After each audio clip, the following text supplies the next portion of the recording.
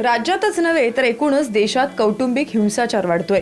तळीराम नवऱ्याकडून बायकोला होणारी मारझोड असो वा सासूरवाशिणीचा सासू सासऱ्यांकडून होणारा जाच किंवा मारझोड असो, कौटुंबिक हिंसाचाराच्या सगळ्याच प्रकारांमध्ये लक्षणीय वाढ होते। देशाचा विचार केला तर कौटुंबिक हिंसाचाराचं प्रमाण तब्बल 70% आहे।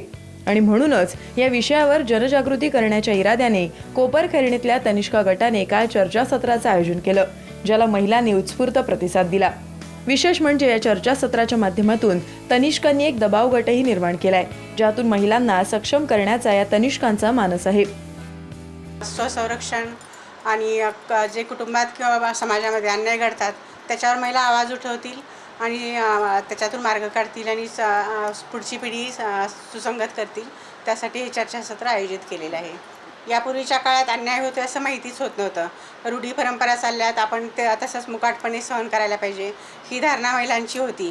पण समाजही बघत आहे आणि महिलाही पाहत आहेत, त्यामुळे दबावगट निर्माण होऊन जे त्रास देणारे आहेत, छळ करणारे जे आहेत त्यांनाही दबाव निर्माण होऊन अंकुश निर्माण होईल आणि जो छळ होतो तो कमी प्रमाणात होईल। आणि जर छळ झालाच तर शासकीय ज्या यंत्रणा आहेत, पोलीस यंत्रणा, सरकार आणि कोर्ट, न्यायालय हेही त्यामुळे पाठिंबा देतील।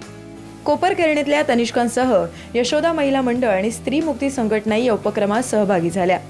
त्यांनीही अशा चर्चासत्रांमधून दबाव गट निर्माण करणं अत्यंत गरजेचं असल्याचं मत मांडलंय।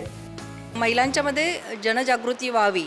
आज महिला लग्नाला जाणं ही आमची सामाजिक बांधिलकी आम्ही मानतो, पण शेजारच्या घरामध्ये बाईवर हिंसाचार झाला असेल, कौटुंबिक हिंसाचार, तर तो माझा प्रश्न नाही असं जेव्हा आज महिला म्हणतायत तेव्हा हा प्रश्न त्यांना समजून घेण्याची खूप गरज आहे।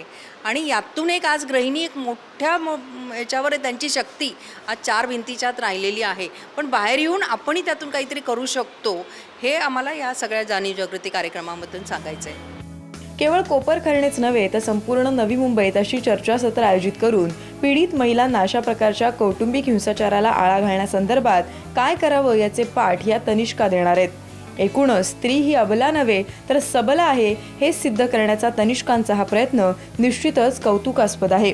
मिलिंद तांबेचा ब्युरो रिपोर्ट, साम टीव्ही, नवी मुंबई।